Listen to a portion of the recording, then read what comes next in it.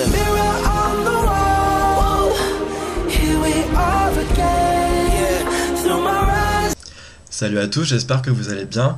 Je vous retrouve aujourd'hui pour le rendez-vous traditionnel du C'est lundi, que lisez-vous, dans lequel je vais vous présenter, comme d'habitude, mes lectures passées, ma lecture en cours et mes lectures à venir. Alors cette semaine, je suis content parce que les 3 lectures que j'ai effectuées ont été de très bonnes découvertes. 3 lectures d'un style vraiment différent, mais j'ai beaucoup apprécié ces récits. Donc la première lecture, c'est Damné le tome 4, qui s'appelle donc Volupté, de Lorraine Kate, aux éditions Bayard Jeunesse. Alors déjà, très belle couverture. Comme d'habitude dans la saga Damné, les couvertures sont vraiment superbes. Voilà. Et ça a été une très bonne lecture. Voilà, j'ai réussi à rentrer directement dans cette histoire. Le prologue qu'il y a au début nous rappelle ce qui s'est passé dans le tome précédent. Donc c'est un rappel vraiment intéressant qui nous permet de ne pas être perdu. Et ensuite, on est directement embarqué dans l'univers de Lorraine Kate. On a vraiment une quête dans ce tome-là qui fait que c'est beaucoup rythmé quand même. Les chapitres sont un peu longs, mais avec la quête, c'est beaucoup rythmé. J'ai beaucoup été curieux de savoir ce qui allait se passer dans ce tome-là, et je n'ai pas du tout été déçu. C'est vraiment, je pense, l'un des meilleurs tomes de cette saga. Voilà, après, la fin est juste superbe. C'est vraiment une fin, un dénouement auquel on peut s'attendre ou pas. J'ai été vraiment surpris de savoir ce qu'était Luce en vérité. Et voilà, l'épilogue laisse présager une belle fin et un beau moment pour nos 2 personnages principaux. Mais je ne comprends pas qu'il y a un tome 5. Voilà, je pense que ce tome 4 se suffisait simplement et se suffisait largement à lui-même pour finir la saga. Voilà, après en ce qui concerne les personnages, j'ai toujours apprécié Luce et Daniel, et c'est encore le cas dans ce tome-là. Personnage très attachant, même si le point de vue, enfin, l'auteur nous parle à la 3e personne, mais ça n'empêche pas notre attachement à ces 2 personnages. Les personnages secondaires sont aussi attachants dans un sens, puisqu'ils apportent de la richesse à cette histoire et à son récit. Et puis on découvre aussi pas mal de choses dans le passé de Luce. On découvre pas mal de choses de l'univers qu'a pu créer Lorraine Kate, et on découvre pas mal de choses sur les anges et tout ce qui s'ensuit de la malédiction de Luce et de Daniel. Voilà. Donc c'est un tome que j'ai beaucoup apprécié lire. Et franchement, si vous connaissez pas la saga, moi je vous la recommande parce que de tome en tome, en fait ça monte crescendo et chaque tome est différent. On en apprend plus sur Luce et sur Daniel, sur leur malédiction. Et moi, je me pose encore pas mal de questions. Parce que la fin, même si elle est superbe et que ça se finit bien, je me demande ce que va pouvoir nous faire l'auteur dans le tome 5. Et c'est vrai que j'ai parlé avec une abonnée de ma page Facebook, et on a émis plein d'hypothèses sur la suite. Donc à voir pour le tome 5 qui va sortir en juin d'après la fin de ce tome-là. Mais je suis quand même très curieux de découvrir ce qu'il en est et ce qu'il s'ensuit dans le prochain tome. Voilà, en tout cas, je vous répète encore une fois que je vous recommande cette saga très fortement. Ensuite, la prochaine lecture que j'ai effectuée cette semaine, ça a été Avant toi, de Jojo Moyes aux éditions Milady Romance dans la collection Grande Romance. Donc très belle couverture aussi. Franchement, cette couverture, elle claque, elle est vraiment sublime. Et avec ce livre, ça a été vraiment une grosse claque. J'ai pris une grosse claque parce que l'auteur écrit superbement bien. Ça fait 470 pages à peu près et c'est écrit pas très gros, mais ça se lit vraiment tout seul. J'ai lu ça en 2 jours et demi, et franchement, je suis pas du tout déçu de ma lecture, bien au contraire. Alors je n'ai pas pu le mettre comme un coup de cœur parce que le sujet est très sensible, ça parle de l'euthanasie, et je sais que dans notre société c'est un sujet presque tabou, parce que les mœurs ne sont pas encore aussi avancées que dans certains pays. Mais Jojo Moyes a su nous faire part de ce message a su nous faire part d'un message d'espoir, un message de... Je sais pas, je suis tellement troublé que...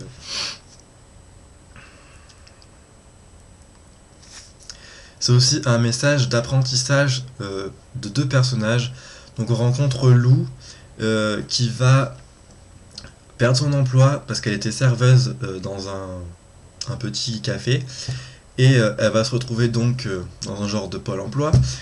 Et le monsieur va lui proposer un emploi en tant que d'assistante, enfin aide pour un tétraplégique. Et donc en fait on sait dès le prologue que c'est Will le tétraplégique parce que dès le prologue on sait ce qui s'est passé dans sa vie et on sait ce qu'il a dû endurer. Et franchement dès le prologue j'ai été, comme je dis dans ma chronique, j'ai été choqué par la violence des circonstances de son accident. Et je me suis dit, oh non, c'est pas possible, le pauvre. Enfin voilà, c'était vraiment troublant. Et l'histoire avance petit à petit. Et chaque personnage en apprend l'un de l'autre. Chaque personnage tire sa force de l'autre. Et c'est vraiment quelque chose de superbement bien décrit par l'auteur. Elle a une plume vraiment fine, vraiment subtile, vraiment empreint de sentiments. Ce livre, c'est tout en délicatesse. Et vraiment, je suis vraiment charmé par ce bouquin. C'est vraiment un livre qui nous apprend sur la vie, qui nous en apprend plus sur nous-mêmes, qui nous fait nous remettre en question. Et voilà, le point positif aussi, c'est que on a les points de vue de différents personnages, même si c'est que un chapitre. En fait, on suit des a priori par rapport au point de vue de Lou, donc notre personnage principal. Et en fait, quand c'est à travers les points de vue des autres personnages ce qu'ils pensent vraiment, ce qu'ils pensent de Lou, ce qu'ils pensent de Will, on se dit mais non, je suis passé à côté et je suis vraiment à côté de la plaque parce que ces personnages sont aussi vraiment en or. Et voilà, enfin, c'est vraiment une très belle histoire. Ce que je regrette un peu, c'est que les sentiments qu'ont pu développer les personnages principaux sont pas arrivés avant les 100 dernières pages du livre. C'est vrai que Lou essaie de maintenir Will dans une forme de gaieté et c'est très dur pour elle parce que elle est pas vraiment comme ça, elle est pas vraiment sûre d'elle, elle est pas vraiment sûre de ce qu'elle fait et c'est un personnage très attachant dans un sens. Et à côté, Will est aussi un personnage aussi attachant. Et avec son accident, il a beaucoup changé. Et c'est pour ça que le temps est compté et que il veut se faire euthanasier en fait. Et cette histoire, c'est vraiment quelque chose de troublant, c'est vraiment quelque chose de fort. Et petit à petit, chaque mois, chaque saison qui passe, on sent une réelle évolution dans la relation qu'ont Lou et Will. On sent une réelle évolution dans toute l'histoire, dans tout le récit, dans toute l'intrigue. Et oui, Jojo Moyes écrit très très bien. Et j'ai eu les yeux vraiment qui se sont embués de larmes, même si c'était que partiellement, mais j'ai été beaucoup ému. Et la fin est juste déchirante. Voilà, c'est tout ce que je peux dire. Moi, franchement, je vous recommande vraiment, vraiment, vraiment ce livre. C'est quelque chose de très fort et voilà, j'ai mis 8 sur 10. Malgré le bémol, s'il n'y avait pas eu ce petit bémol là, j'aurais pu mettre plus. Mais c'est vraiment déjà une très bonne note. Et voilà, je ne peux que vous conseiller cette lecture. Et j'espère en tout cas que vous vous jetterez dessus. Si vous voulez plus de détails, ma chronique écrite est disponible sur le blog. J'ai peut-être plus réussi à parler à l'écrit qu'à l'oral, mais en tout cas je vous recommande cette lecture très fortement. Alors ensuite j'ai enchaîné avec une lecture qui n'est pas prévue puisque je pensais lire que Volupté et Avant toi. Mais j'ai continué avec Clairvoyance, le tome 1, La Maison de l'Ombre de Amélie Sarn aux éditions J'ai lu. Donc il y a un thriller jeunesse que j'ai fini il y a genre 1 heure. Et j'ai beaucoup aimé, très bonne découverte. Le style d'Amélie Sarn, je le connaissais un peu déjà à travers Entre Chien et Loup de Malory Blackman parce que c'est Amélie Sarn qui a traduit le premier tome.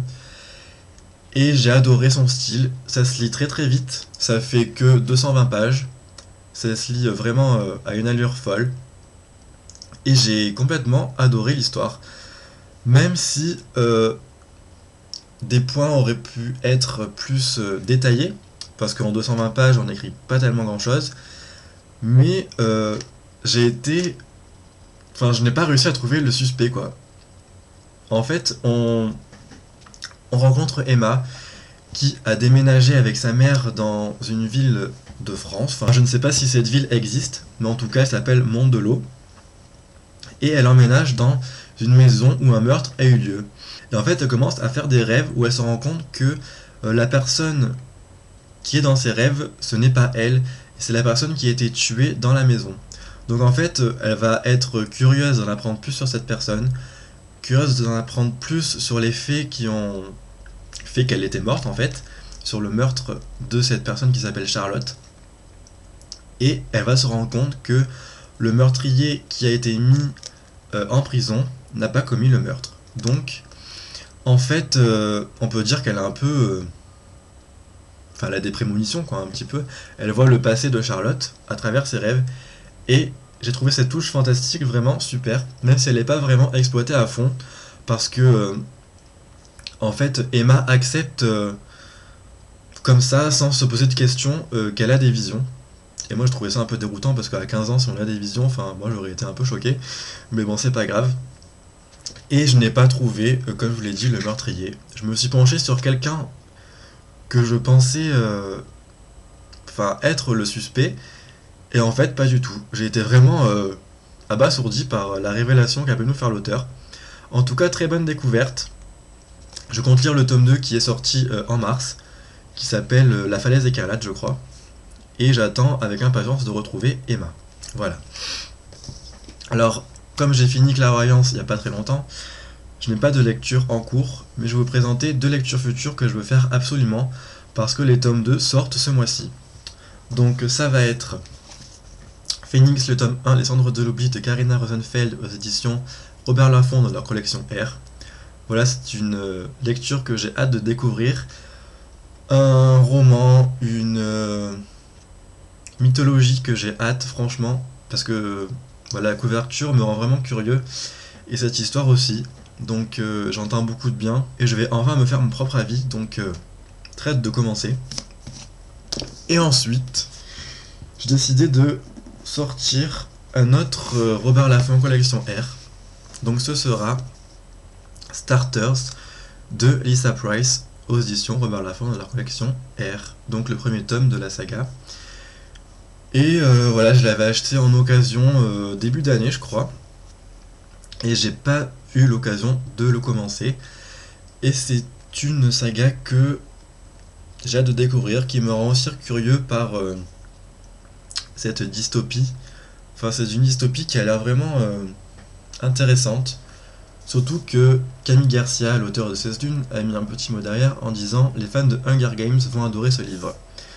Je n'ai pas lu Hunger Games en livre, mais j'ai vu le film et j'ai complètement adhéré. Donc à voir pour cette petite dystopie. Voilà, ce rendez-vous du samedi que lisez-vous est terminé, j'espère qu'il vous aura plu. En tout cas, n'hésitez pas à me laisser vos impressions sur mes lectures futures, n'hésitez pas à me dire ce que vous avez lu vous aussi cette semaine, si vous avez fait de très bonnes découvertes. En tout cas, je vous souhaite de passer une très bonne semaine, faites de très belles lectures, j'espère que vous aurez plein de coups de cœur. Je vous dis donc à la semaine prochaine pour une prochaine vidéo. A très bientôt.